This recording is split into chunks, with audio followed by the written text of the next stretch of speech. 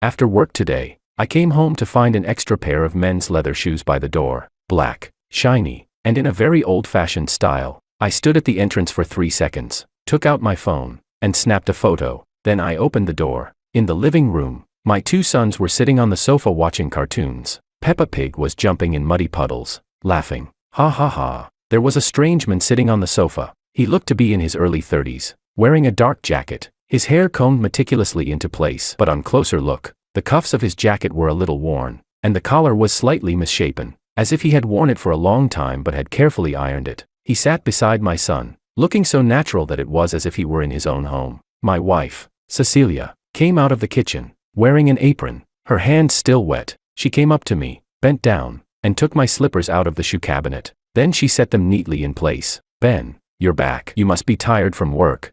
Then she straightened up and followed my gaze toward the men on the sofa. Oh, this is Jonathan. She paused. He's a friend I grew up with before I turned 14. He used to be my childhood neighbor. Jonathan stood up. He was half a head shorter than me. He reached out his hand, with an expression on his face that I could not quite understand. It was a little like a drowning man grabbing onto the last piece of driftwood. I shook his hand. His hand was very cold, his knuckles prominent, and his palm had rough calluses. Before he could speak, I said first, "Oh, did you come over so suddenly because something happened?" Before I had even let go of his hand, Jonathan spoke. "Benjamin, I didn't come over suddenly." He looked into my eyes, his voice very steady. "I got in touch with Cecilia a few days ago. I only came over today. All these years, I've never forgotten Cecilia. I've been looking for her. I love her. I hope the 2 of you will divorce, so you can give her to me." Chapter 1. The living room fell silent for a moment. Peppa Pig was still laughing. I turned to look at my wife. "Cece, what's going on?" Cecilia froze where she stood, still clutching the strap of her apron. She opened her mouth, her gaze moving back and forth between Jonathan and me twice. Then she walked over and stood beside me, her tone calming down. "Jonathan, stop talking nonsense. What divorce? Are you out of your mind?"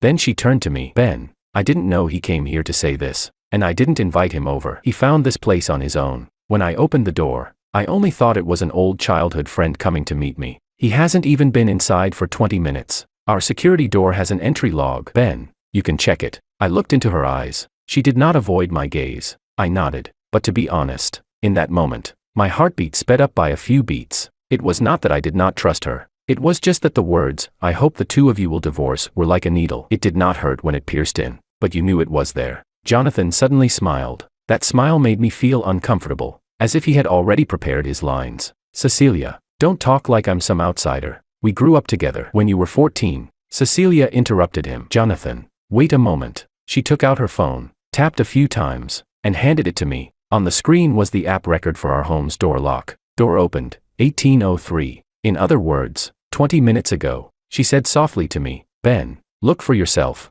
I did not take the phone. I only glanced at the time. Then I pushed the phone back. I saw it. Good. When Jonathan saw this, the smile on his face shifted slightly. He cleared his throat. "Benjamin, you probably don't know what kind of relationship Cecilia and I used to have. Our families were neighbors. We were together from kindergarten all the way to middle school. When she was bullied by boys as a child, I was the one who stood up for her. When she first learned to ride a bicycle, I was the one holding the bike from behind." Cecilia spoke. "Jonathan, I remember all of that. But that was all when we were children. I moved away when I was 14. We haven't been in contact for almost 13 years. Jonathan shook his head. "It wasn't that we lost contact. It was that after you moved away, you changed your number. I looked for you for many years. I asked all the old neighbors, and I only found you a few days ago." His voice suddenly lowered, as if he were talking to himself. "I searched for you for 13 whole years. Do you know what 13 years means?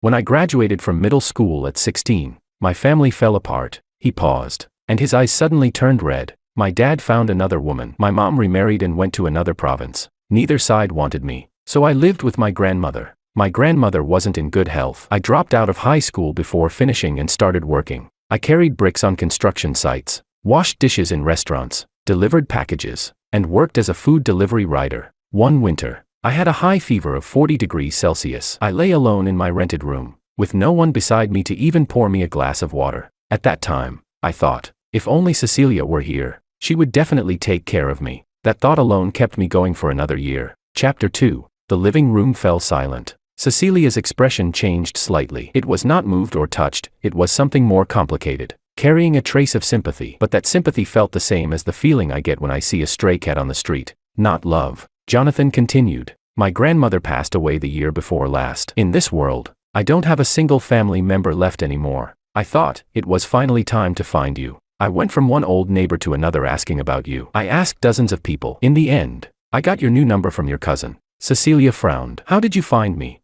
Jonathan smiled, and there was an indescribable bitterness in that smile. I spent 2,000 yuan hiring someone to investigate. They used your phone number to trace your approximate location. Then I took a train to this city and searched for the landmark that appeared in your WeChat posts. I wandered around that landmark for 3 days before I finally found your residential complex. Then I waited outside the gate for 2 afternoons before I finally saw you come out to buy groceries. I saw you holding your child's hand, smiling beautifully. You looked even prettier than when you were younger. I didn't go up to you at the time because I was afraid of scaring you. I went back to my hotel and thought about it all night before I finally added you on WeChat. After listening, Cecilia stayed silent for 2 seconds. Then she said, Jonathan, I sympathize with everything you said, but sympathizing with you does not mean I'm going to leave with you. Jonathan shook his head. I don't want your sympathy. I want you to remember what you said before. When you were 14, you said you would marry me when we grew up. The moment those words came out, Cecilia's face instantly turned pale. She subconsciously glanced at me. I kept my expression blank, but inside my pocket, my fingers tightened into a fist.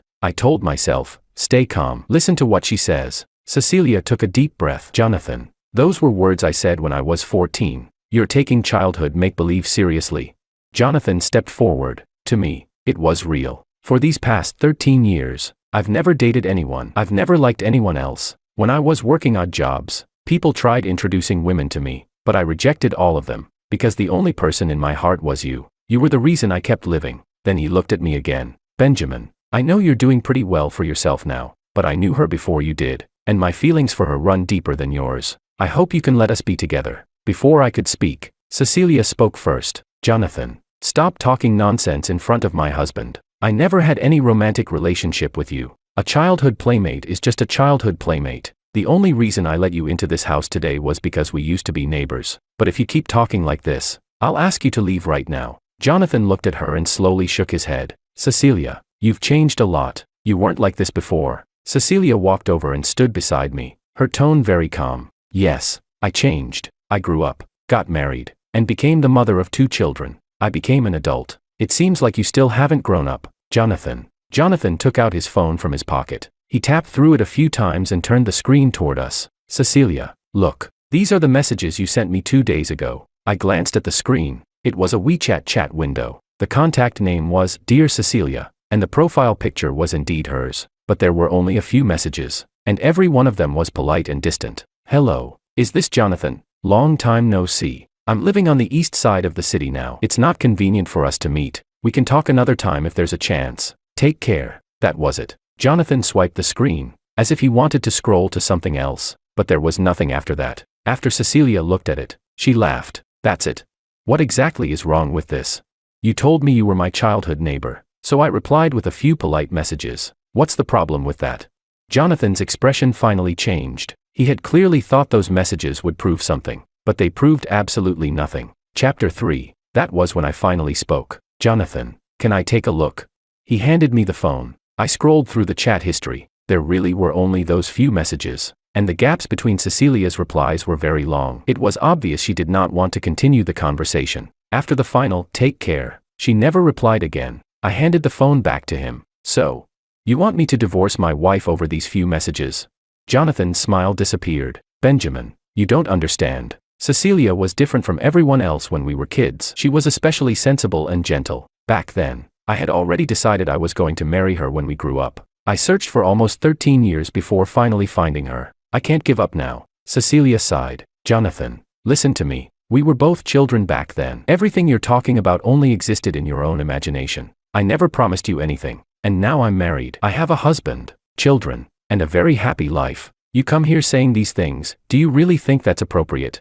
Jonathan lowered his head in silence for a few seconds. Then he looked up again. His eyes were red, and actual tears began falling. Cecilia, I know you probably think I'm acting impulsively, but I'm serious. I don't mind that you have children. I'll treat your kids like my own. I've saved up some money over the years. It's enough to support a family. As long as you're willing, we can start over from the beginning. Cecilia was so exasperated that she laughed. Yes. She was literally laughing out of frustration. She turned to look at me with an expression that was both amused and speechless. Ben, did you hear that?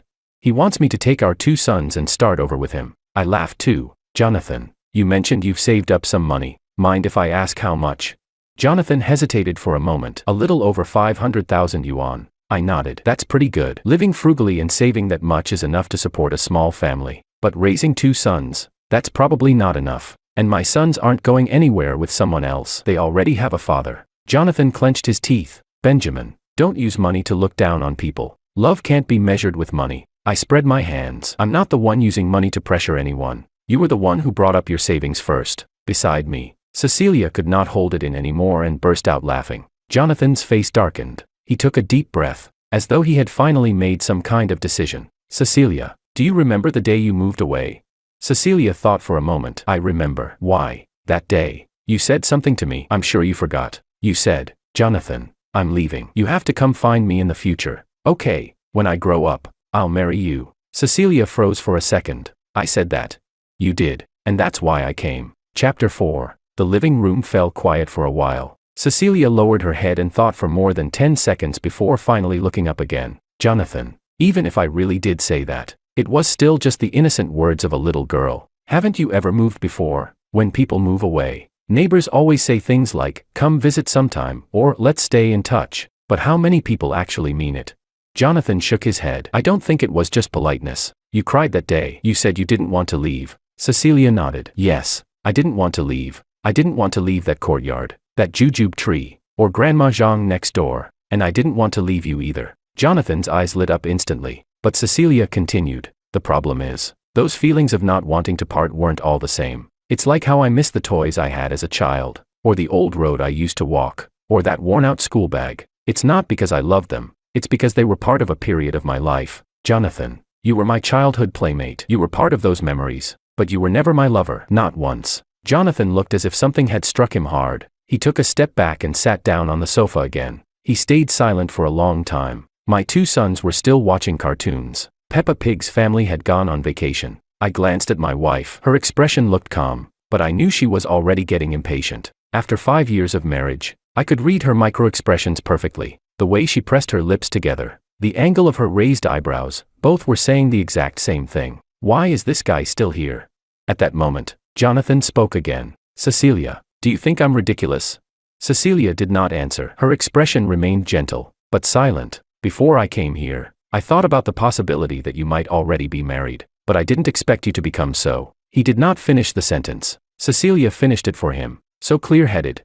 Jonathan did not deny it. Cecilia sighed softly. Jonathan, it's not that I became clear-headed. I've always been clear-headed. I just didn't show it when I was younger. After I moved away at 14, we never had any contact again. That's normal. A lot of childhood friends drift apart after moving away. The reason you can't let go is because you think it was love, but it wasn't. It was just an obsession. Jonathan looked up at her. How do you know it wasn't?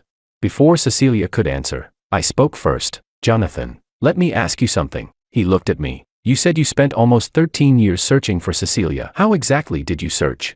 He froze briefly. I asked old neighbors, one by one. I asked a lot of people. In the end, I got her new number from one of her cousins. I nodded. Then do you know what happened during the 8 years after Cecilia moved away?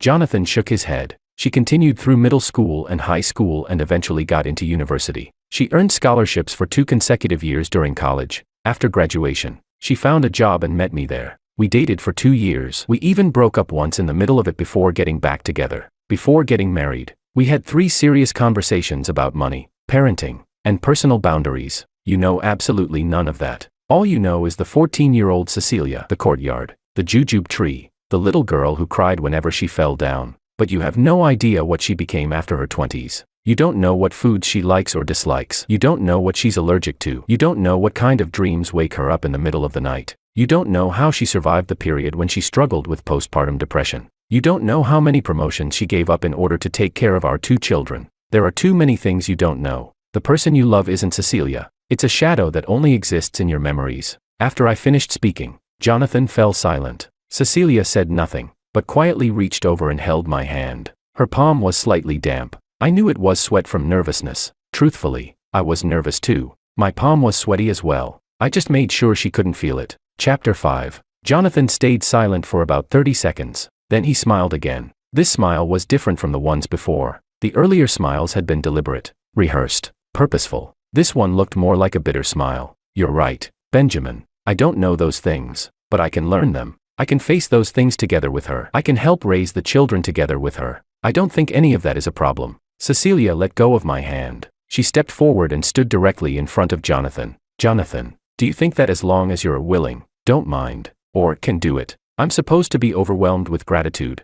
Jonathan froze. You just said, I don't mind that you have children. What gives you the right to not mind?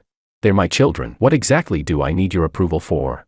And you said, I'll treat your children like my own. My children don't need you to treat them like your own. They already have their own father. Everything you said sounds romantic on the surface, but every sentence actually tells me one thing, that you think you're doing me some kind of favor. Jonathan opened and closed his mouth. That's not what I meant. That's exactly what you meant. Cecilia's tone remained calm, but she spoke much faster now. You said you don't mind because you see having children as some kind of flaw or disadvantage, and you think you're generously overlooking it. You said you'd treat them like your own because you think you'd be taking responsibility for me. But did it ever occur to you that, to me, my children are not a disadvantage at all?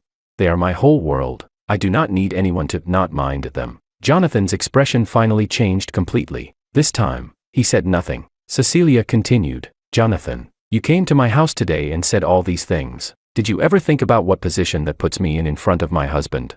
What kind of woman are you making me out to be?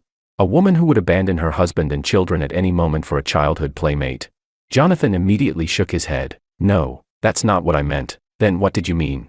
You knew perfectly well that I'm married and have children, and yet you came to my house and said, I hope you get divorced, right in front of my husband. Do you think that's respecting me? You don't respect me at all. The only thing you respect is the version of Cecilia that exists inside your own head. That obedient, gentle 14-year-old girl. But that little girl no longer exists. She grew up. She became an adult woman who gets angry, who refuses to obey people, and who has her own opinions. You don't know this woman. The living room became silent again. My older son walked over and hugged my leg. My younger son was still sitting on the sofa, staring at the adults with wide eyes. Cecilia lowered her head to look at our older son and crouched down to stroke his hair. It's okay, sweetheart. Mommy is just talking with a guest. My older son glanced at Jonathan, then looked at me. Then he tightened his grip around my leg. Even a 5-year-old child could sense that something was wrong. Jonathan's expression changed again. It was no longer that bitter smile from before. Now it looked gloomy. Cecilia, you said I don't respect you. Fine, then let me speak plainly. When I found you, I also found out a few other things. Your husband Benjamin worked at a state-owned enterprise 10 years ago. Back then, his supervisor's surname was Wu, a woman. This director Wu later went to prison for financial crimes. Back then, Benjamin was very close to that older woman with the surname Wu. That's how he got the chance to become a deputy division-level official at 30, and a full division-level official at 33. Cecilia's expression changed instantly. Not panic, anger. Chapter 6. She looked at me, and I shook my head. She understood immediately. I turned to Jonathan. Go on. Jonathan paused, as if organizing his thoughts. I know an old neighbor who was acquainted with your father-in-law. Back then, your father-in-law didn't move because of a work transfer. He moved here to hide from debt. You didn't know that, did you? I looked at Jonathan for 2 seconds, then I smiled. But honestly, in that instant, my heart skipped slightly. Not because I believed him. It was because I suddenly remembered something. Before the wedding, my father-in-law once drank with me. After too much alcohol, he had muttered, back then, if we hadn't escaped in time, and then stopped himself. At the time, I did not pay attention to it. Now those words resurfaced in my mind. I told myself, even if it's true, so what? But the thought buzzed briefly like a fly. I crushed it immediately. Jonathan, did you come here to confess your love, or to blackmail us? Jonathan shook his head. Neither. I came here so you would understand. I didn't come unprepared. I nodded. Understood. I took out my phone and tapped a few numbers. I did not make the call. I simply turned the lit-up screen toward him. Would you like to keep talking? I can record the rest too. Jonathan stared at the screen for 2 seconds. Go ahead and report me. Am I speaking facts or not?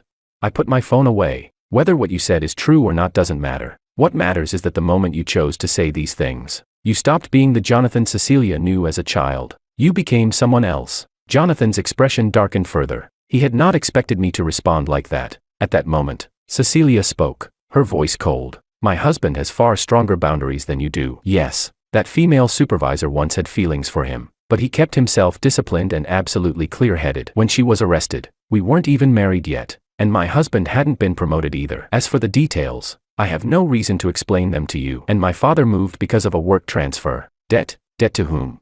Say it clearly. Jonathan opened his mouth but could not answer. What you heard was gossip from an old neighbor. You didn't even verify it before using it as leverage. What? Did you think you could intimidate my husband with this and somehow make me leave with you? Jonathan clenched his fists. Everything I said is true. Whether it's true or not has nothing to do with you. Cecilia cut him off. Even if my father really had debts back then, so what? That's our family's business. What exactly are you trying to tell me by bringing this up? That you have dirt on me? Or that you think you have the right to interfere with my parents' affairs too? Jonathan was rendered speechless. He looked like a tree that had been uprooted, ready to collapse at any moment. I took my keys out of my pocket and placed them on the shoe cabinet. Jonathan, what exactly were you hoping to accomplish by coming here today? He stayed silent for a while. I wanted Cecilia to come back to me. She was never with you to begin with. I looked directly into his eyes. You two had no contact for 13 years. An entire youth passed between you. You don't even know what kind of drinks she likes, and yet you talk about her coming back. Coming back to where? Back to 14 years old. Then why don't you go back to your 14-year-old height and weight too? Chapter 7. Cecilia could not hold it in anymore and laughed again. Jonathan's face turned ashen. Benjamin, you don't need to mock me. The reason I can stand here today is because I'm more sincere than you are. And my sincerity is this. I can wait for her. I can wait forever if I have to. As long as she's willing. I'll wait. The moment he said that, Cecilia's expression changed. Not moved. Annoyed. She said, Jonathan, do you think you're being romantic? Jonathan froze for a second. You think the word wait carries a lot of weight, don't you? But did you ever ask whether I even want you to wait for me?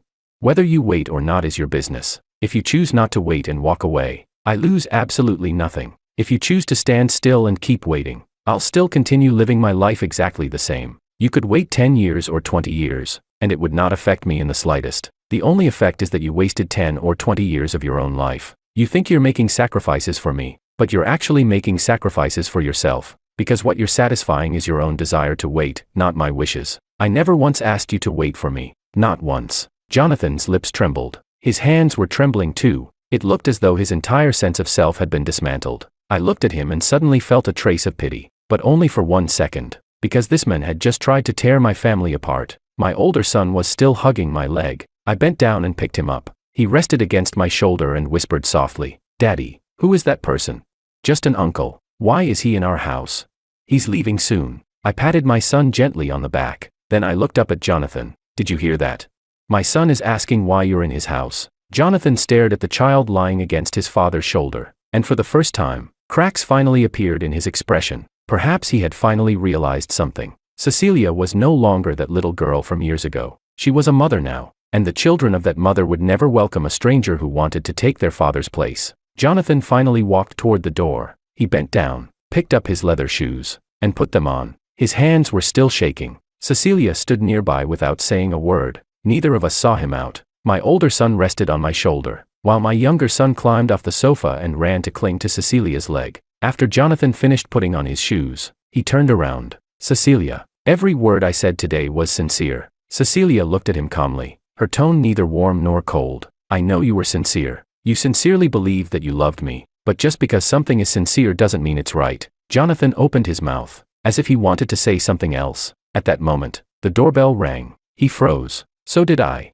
Cecilia walked over and looked through the peephole. Then she turned back to look at me with a strange expression. Ben, it's the building security guard. He says someone downstairs reported a noise complaint. I laughed softly. I didn't call them. Cecilia laughed too. Neither did I. At the same time, both of us looked toward Jonathan. Jonathan shook his head. I didn't call them either. Cecilia opened the door, and the security guard stood outside. Hello, residents. Someone downstairs complained that your apartment was too noisy, so we came to check. Cecilia stepped aside slightly so the guard could see into the living room. As you can see, our home is very quiet. The children are just watching television. There's no disturbance. The guard glanced around the apartment. Then he looked at Jonathan. He probably sensed that the atmosphere was strange. Maybe there was some misunderstanding. Sorry for bothering you. The guard turned to leave, but Cecilia stopped him. One moment. This gentleman is leaving now. Could you please escort him to the elevator? The guard nodded and looked at Jonathan. Jonathan stood at the doorway, awkwardly trapped between staying and leaving. He looked at Cecilia, then at me. In the end, he said nothing. He simply followed the guard away. Chapter 8. The door closed. Cecilia leaned against it and let out a long breath. I'm exhausted. She pulled out her phone, opened WeChat, found Jonathan's profile picture, blocked him, and deleted him, all in one smooth motion. Then she opened her call history, found the unfamiliar number, and did the same thing. After finishing, she tossed her phone onto the sofa. Ben, dinner's not finished yet. Keep the boys company for a while. I'm going back to cooking. I looked at her. You're not going to explain? She froze for a second. Explain what? How did he find our address? Cecilia thought for a moment. My aunt probably gave him some clues. At first, I didn't know it was him. A stranger added me on WeChat and said he was an old childhood neighbor. So after thinking about it, I accepted. Later he asked me what city I lived in, and I told him. Then he asked which district, but I didn't answer. Still, he probably figured something out from the photos in my WeChat posts. There are night view photos taken outside our apartment window. That landmark building is too recognizable. He probably tracked us down through that. I nodded. All right, go ahead. I'll stay with the boys. Cecilia turned and walked into the kitchen. Our younger son followed behind her like a little shadow. The older one climbed off me and went back to watching television. I sat on the sofa and picked up Cecilia's phone for a look. She really had deleted everything thoroughly. Then I took out my own phone and opened an app. It showed the footage from the camera outside our front door. 18:01, Jonathan appeared outside the apartment. 18:03, Cecilia opened the door, visibly startled when she saw him. Then she stepped aside and let him in. No hug, no handshake, no unnecessary physical contact. Just the normal reaction of someone unexpectedly encountering an old acquaintance. I put my phone away. Truthfully, I did not even need to check, but I checked anyway. Not because I distrusted her, but because I wanted to see how she handled everything from beginning to end. What she said was true, every single word, and she had handled it even more decisively than I expected. I spent around 10 minutes watching cartoons with my sons. Then my phone rang. An unfamiliar number. I answered it. Benjamin, it's me, Jonathan. I paused for a second. How did he even get my number? Go ahead. Jonathan stayed silent on the other end for 3 or 4 seconds. Do you know why Cecilia reacted so strongly? Because she feels guilty. I laughed softly. Keep going. When she was little, she said she liked me more than once. Back then, she used to wait outside every morning so we could walk to school together. She remembers all those things, but she doesn't dare admit them, because if she admits them, she can't justify the life she has now. I looked at the pink cartoon pig on the television screen. Jonathan, how old are you this year? 30. You're 2 years older than Cecilia. Yeah, all right. Then let me ask you something. Do you remember what toy you loved the most when you were 6 years old? He hesitated briefly. Transformers. Do you still like them now? Silence filled the other end of the line. When you were 6 years old, you genuinely loved Transformers, but when you turned 30 and stopped liking them, that was genuine too. People's feelings change. Maybe Cecilia really did like you when she was 14, but the fact that she loved me after she turned 22 is real too. You're trying to use the feelings of a 14-year-old girl to emotionally blackmail the woman she became after 22. Who do you think is the one truly disrespecting her? There was no sound from the other side. Jonathan, you came to my house today and said a lot of things, but did you notice something? From beginning to end, you never once asked Cecilia a single question. You never asked whether she actually wanted to leave with you. All you did was tell me that you hoped I would divorce her and hand her over to you. What exactly do you think Cecilia is? Some kind of object that can simply be transferred from one person to another. Chapter 9. Heavy breathing came from the other end of the phone. Very heavy breathing. Jonathan, do you know why I was able to marry my wife? Because before we got married, we talked through everything. How to manage money, how to raise children, how to take care of our parents, and also, how to maintain boundaries. What are boundaries? I'll give you an example. If a male friend develops feelings for her, she immediately tells him she's married. If he still refuses to back off, she blocks and deletes him. If he shows up at our house, she asks him to leave immediately. So why were you able to walk into our home today? Not because she wanted to see you. It was because she had no idea you came here to stir up trouble. She thought you were just an old childhood friend visiting after many years. The moment she opened the door to you, you had already crossed the line, and the moment she realized it, she immediately started dealing with it. You're calling me right now thinking I'm angry. I'm not angry, because my wife handled everything very well today. She handled it even better than I expected. At last, a voice came from the other end, very low, as if squeezed out through clenched teeth. You don't deserve her. I laughed. That's not your decision. She's the one who decides. The call disconnected. I slipped my phone back into my pocket and continued watching Peppa Pig with my sons. But that night, after the boys had gone to sleep, I went out onto the balcony alone. I lit a cigarette. I do not smoke often, but we keep a pack at home for the occasional moments when the pressure gets heavy. That night, I smoked too. During the first cigarette, I just sat there. During the second one, I said something to myself. Benjamin, your heart was racing earlier, not because I distrusted Cecilia, but because the moment Jonathan said, I hope you get divorced, an image flashed through my mind. An empty living room, no Cecilia laughing, no two little boys running around, just me. The image existed for less than a second, but I caught it, and it made me realize something. I was not nearly as calm as I looked. I was only pretending to be calm, because if I panicked, Cecilia would panic even more. I exhaled a cloud of smoke and watched it scatter into the night wind. Then I crushed the cigarette out and returned to the bedroom. Cecilia was still awake, leaning against the headboard while looking at her phone. She glanced at me. You smoked?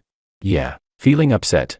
I thought about it for a moment. A little. But not because of you. Because of him. Cecilia put her phone down. I know. You acted steady in front of me, but when you changed your shoes earlier, you stepped into them twice. I froze. You noticed?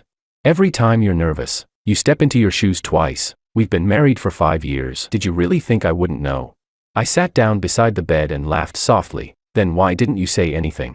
Because I couldn't undermine you. You needed to stay composed in front of Jonathan. So I helped you stay composed. But when you came back, I knew you needed a cigarette. I looked at her. Cece. There really was a moment when I got scared. Scared of what?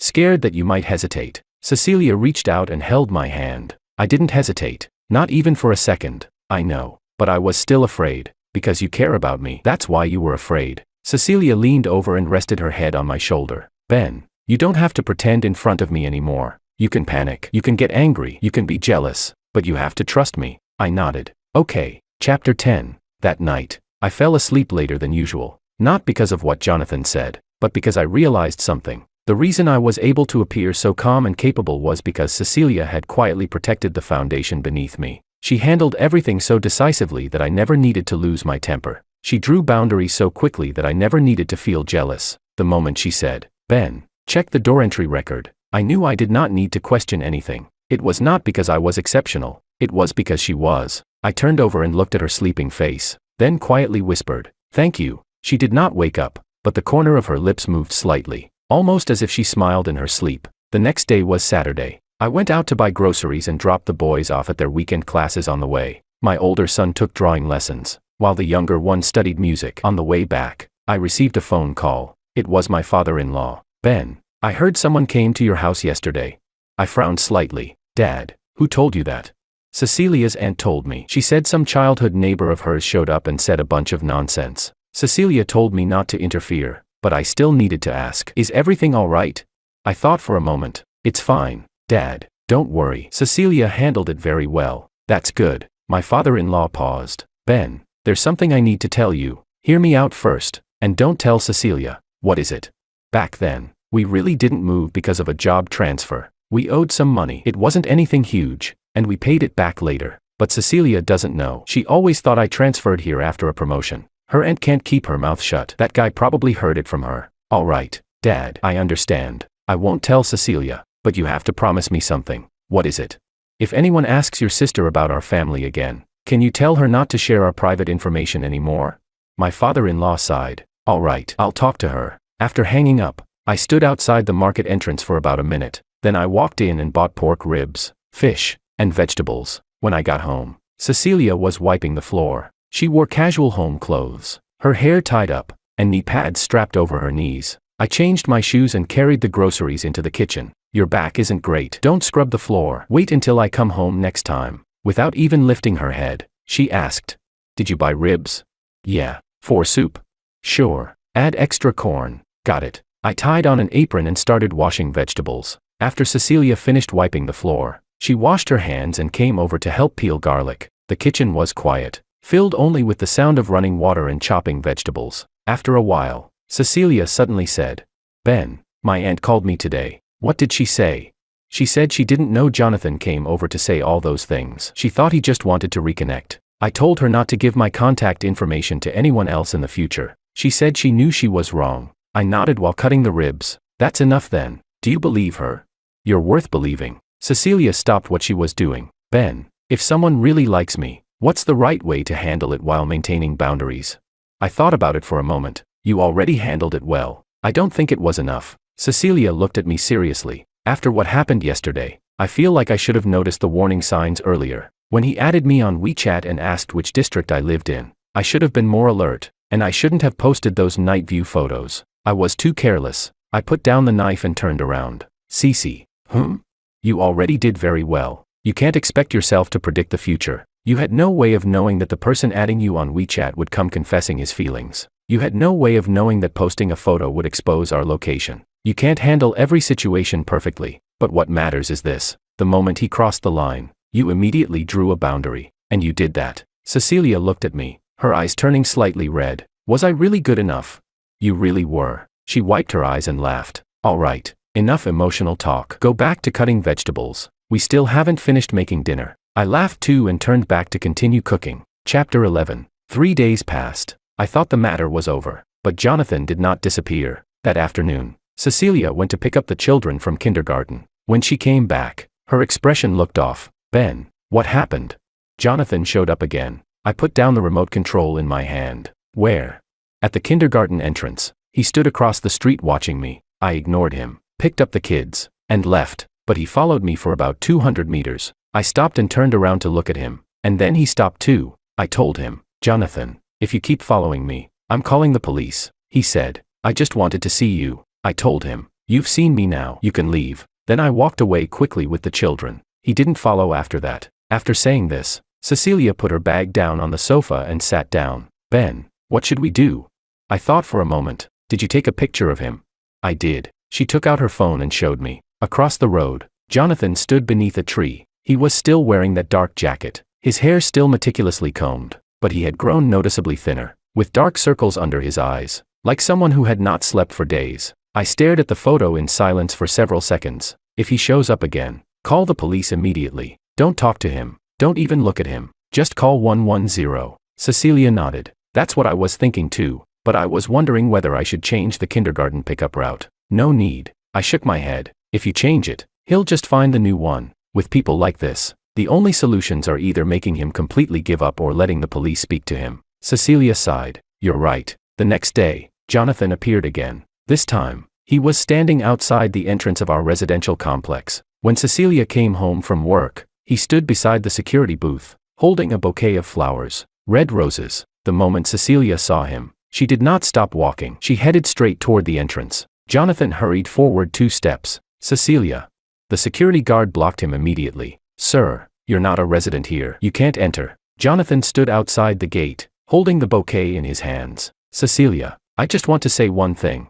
Cecilia stopped and turned back to look at him. Go ahead. I've thought a lot these past few days. You were right. I don't understand who you are now, but I can get to know you. Give me one chance. Let's sit down and have a meal together. Just talk. Just one meal. If after that meal you still think it's impossible, I'll leave immediately. Cecilia looked at him without the slightest ripple in her expression. Jonathan, you don't need to invite me to dinner. I can give you the answer right now. No. Whether it's today, tomorrow, or 10 years from now, the answer will stay the same. I'm already married. I have an excellent husband and lovely children. No one's appearance in my life is going to change that. You should leave. Then she turned and walked away. Jonathan stood there at the gate while the bouquet slowly drooped downward in his hand. The security guard looked at him and said, Sir, you heard her. Time to go. Jonathan stood there for about a minute before finally placing the flowers on top of the security booth counter and leaving. That night, Cecilia told me everything. I said, You handled it very well, she replied. I originally wanted to call the police immediately. Then why didn't you? Because he didn't do anything aggressive. He just stood outside the gate. He didn't force his way in or make a scene. I was worried that even if the police came, they wouldn't be able to do much. I nodded. You're right. But if there's a next time, call the police no matter what. Even if he doesn't act aggressively, at the very least, there should be an official record. Okay. Chapter 12. Another 5 days passed. Jonathan did not appear. I thought he had finally given up. But on the 6th night, I received a text message. An unfamiliar number. Benjamin, I won't give up. You can call the police, curse me, or look down on me. But Cecilia is the only thing I've held onto in this life. Without her, my life has no meaning. I read the message and did not reply. I took a screenshot of the number and saved it. Then I told Cecilia about it. After reading it, Cecilia stayed silent for a long time. Ben, do you think he might do something stupid? You're worried about him. I'm not worried about him. I'm worried that if something happens to him, people will blame us. His relatives and the old neighbors will all say it was my fault. I thought about it for a moment. You're right. That's exactly why we need to contact the police. Not to have him arrested, but to leave an official record, to prove that we never provoked him, threatened him, or did anything excessive. He's the one harassing us. Cecilia nodded. Okay, I'll go to the police station tomorrow. The next day, Cecilia went to the local police station. The officer on duty listened to everything and filed a report. The officer said, at the moment, his behavior doesn't qualify for public security punishment, but we can give him a warning call. Cecilia replied, thank you. That same afternoon, the officer called Jonathan. No one knew what was said, but after that, Jonathan disappeared for 10 days. No text messages, no phone calls, no appearances outside the kindergarten or the apartment complex. I thought the matter was finally over, but on the 11th day, Cecilia's aunt called again. Cece, that Jonathan came to see me again. He came to my house crying his eyes out. He said he misses you so much that he can't bear it anymore. He said if he doesn't see you one last time, he won't be able to keep living. I told him you're already married, but he said he knows that and still can't let go. I felt sorry for him, so I comforted him a little. He said he just wants to see you one last time, apologize face to face, and then leave. After hearing that, Cecilia said, Auntie, you cannot let him contact me anymore. I've already received his apology. There's no need to meet. Tell him that if he keeps trying to contact me, I'll apply for a restraining order, and when that happens, the police won't be looking for me. They'll be looking for him. Her aunt sighed on the other end of the line. Cece, just meet him once. He really looks pitiful. Auntie. Cecilia's voice turned cold. The fact that he's pitiful is not something I caused. It's the result of his own choices. I can't destroy my family just because I feel sorry for him. When you speak up for him, have you ever considered how I feel? If Benjamin misunderstood me, my family could fall apart, and if that happened, who would feel sorry for me? Her aunt fell silent. After a long while, she finally said, all right, I understand now. I won't interfere anymore. After hanging up, Cecilia threw her phone onto the sofa. I'm so angry. My aunt has absolutely no sense of boundaries. She always thinks feeling sorry for someone is the same thing as being kind. But she doesn't realize that pitying someone can sometimes harm yourself, and harm them too. I sat beside her without speaking. Cecilia glanced at me. Why aren't you saying anything? I'm thinking about something. What? Jonathan doesn't have any family left anymore. His grandmother passed away, and his parents abandoned him. For the past 13 years, he hasn't really lived a normal life. He placed all his hope onto you. So when you rejected him, to him it felt like the complete denial of the entire meaning of those 13 years. Cecilia looked at me. Are you feeling sorry for him?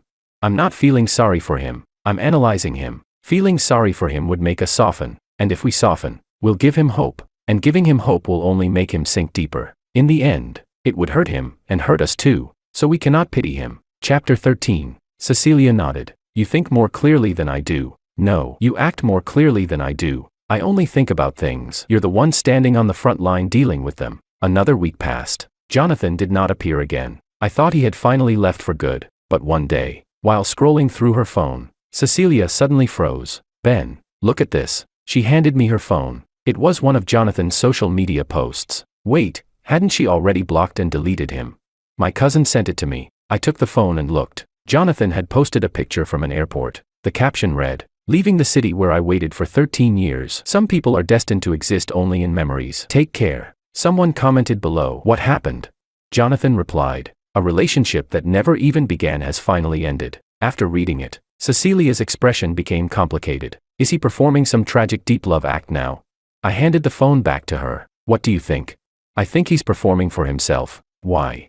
Because if someone had truly let go, they wouldn't post something like this. Real closure happens quietly. When someone posts a dramatic announcement for everyone to see, the hidden message is basically, please ask me what happened so I can tell a long emotional story. Cecilia laughed. That's exactly right. That's why blocking him was necessary. He'll disappear on his own eventually, because his performance of devotion needs an audience. And now he doesn't have one anymore. Cecilia took the phone back. My cousin said she feels sorry for Jonathan. What did you say? I told her that being pitiful isn't a free pass. Just because he's pitiful doesn't mean he gets to destroy my family. I nodded. What did your cousin say? She said I was taking things too seriously, that he was just confessing his feelings. So I told her, try having a man show up at your house and tell your husband to divorce you right in front of you. Then you can decide whether it's serious or not. I laughed. And what did your cousin say after that? She stopped replying. 1 week later, Cecilia and I lay in bed together at night. Both boys were already asleep. The air conditioner was set to 24 degrees, and the blanket covered us up to our chests. Cecilia turned over to face me. Ben, I want to ask you something. Go ahead. If I hadn't handled things properly that day, what would you have done? I thought about it. What level of not handling it properly are we talking about? For example, if I had hesitated about what? Hesitated over whether I should leave with him. I stayed silent for 3 seconds. If you had hesitated, I would have known. And then we would sit down and talk. Talk about what? About why you hesitated. About whether there were unresolved problems between us. If it was a problem between us, then we would solve it together. If it wasn't a problem between us, but something inside you, then you would have to solve it yourself. And what if I couldn't solve it? I looked up at the ceiling. Then we wouldn't be able to keep going. Chapter 14. Cecilia did not say anything. Do you remember that long conversation we had before getting married?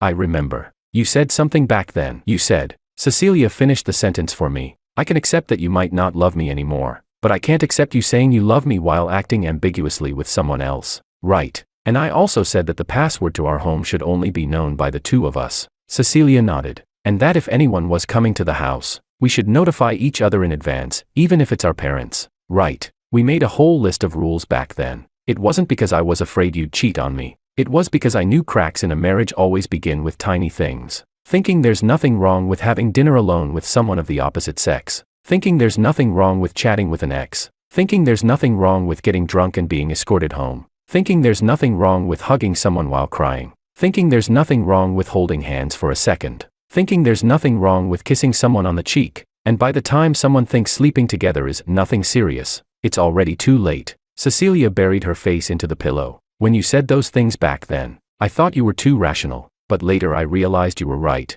Boundaries are not chains that restrict freedom, they are walls that protect freedom. A courtyard without walls gets trampled by everyone. I gently stroked her hair. Cecilia.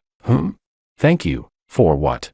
For not hesitating that day. Cecilia lifted her face from the pillow and looked at me. It's not that I didn't hesitate. It's that the idea of hesitating never even crossed my mind. The moment Jonathan said those words, there was only one thought in my head. What thought? Oh no, what if my husband misunderstands me? I laughed. To be fair, I really didn't misunderstand you, but I did think about something. What? I wondered what you would think if one day some woman showed up at our door saying she'd loved me for years. Cecilia sat upright. And what do you think I would do?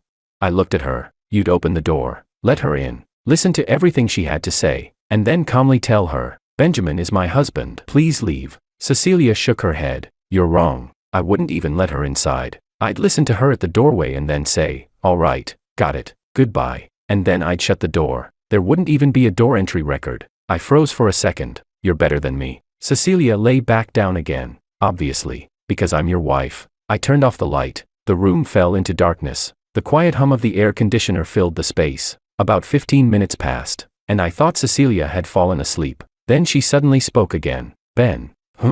Do I count as a virtuous wife? I laughed out loud. Of course. Without you holding this family together, how could a country boy like me possibly become a division-level official at 33? Go to sleep. Good night. Chapter 15. 1 month later, Cecilia's aunt came to visit our home. She brought a carton of milk and a bag of fruit. Sitting on the sofa, she looked around the apartment. Cece, your house is so clean. Cecilia poured her a glass of water. Auntie, have some water. Her aunt accepted the glass and looked at me. Ben, you weren't angry that day, were you? I smiled slightly. Angry about what? That Jonathan boy. I wasn't the one who introduced him to you. He found his way there himself. He just asked me what city Cece was living in. I didn't give him the exact address. He probably figured the rest out on his own. Cecilia listened quietly from the side without saying anything. Then her aunt went on talking about random gossip from back home. Whose son had gotten married, whose daughter had gotten divorced, whose family had a chubby baby boy. When she was about to leave, she grabbed Cecilia's hand. Cece, let Auntie say one more thing. That Jonathan, he's actually a pitiful child. His parents divorced years ago, and both of them started new families with new children. He was left living with his grandmother the whole time. After his grandmother passed away 2 years ago, he was completely alone. The reason he looked for you was probably because he had no family left and needed some kind of emotional support. After he went back, he became seriously ill. He stayed in the hospital alone for more than 10 days. There wasn't even anyone there to take care of him. Auntie visited him once. He had become so thin he barely looked human anymore. After listening, Cecilia stayed silent for 2 seconds. Auntie, the fact that he's pitiful is not my fault. There are many pitiful people in the world. I can't become emotional support for every one of them. I have my own family and my own responsibilities. Her aunt sighed. That's true. Auntie won't interfere anymore. After seeing her aunt off, Cecilia closed the door. Then she leaned against it and let out a breath. Ben, do you think I'm too cold-hearted? I looked at her. If you weren't cold-hearted toward him, then you'd be unfair to yourself, to me, and to our sons. Cecilia thought about it. That's true too. She picked up the mop and cleaned the floor where her aunt had walked. Not out of disgust. It was simply her habit. That night before bed, Cecilia scrolled through her phone. Suddenly she made a small sound. What's wrong? Jonathan deleted my cousin too. He's completely disappeared now. Maybe he found a new emotional anchor. Cecilia placed the phone on the bedside table. I just hope whoever becomes that new emotional anchor doesn't end up being disturbed by him too. I looked at her. You're still thinking about him? She shook her head. No, I was just thinking. Thinking what? If Jonathan had understood boundaries from the beginning, he never would have come looking for me. If Auntie had boundaries, she never would have shared my information with someone who was basically a stranger. And if I had stronger boundaries, I would have shut the door the moment he said his first inappropriate sentence. You already handled it well, but I could have handled it better. Cecilia turned over and stared at the ceiling. If something like this ever happens again, I'll close the door before the first inappropriate sentence even comes out. You're sure you'll be able to tell? I will. How?